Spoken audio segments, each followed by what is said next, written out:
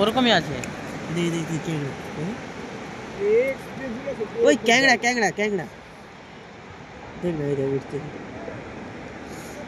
যেখানে দেখতে পাচ্ছ ক্যাংড়া, এখানে দেখতে পাচ্ছ এই যে ক্যাংড়াটাকে ধরতে পারবো, ছোট্ট একটু একদম না, ছেড়ো ছেড়ো, দেখে যাচ্ছি শায়দ হবে নি, ক্যাংড়াটাকে ধরতে পারবো,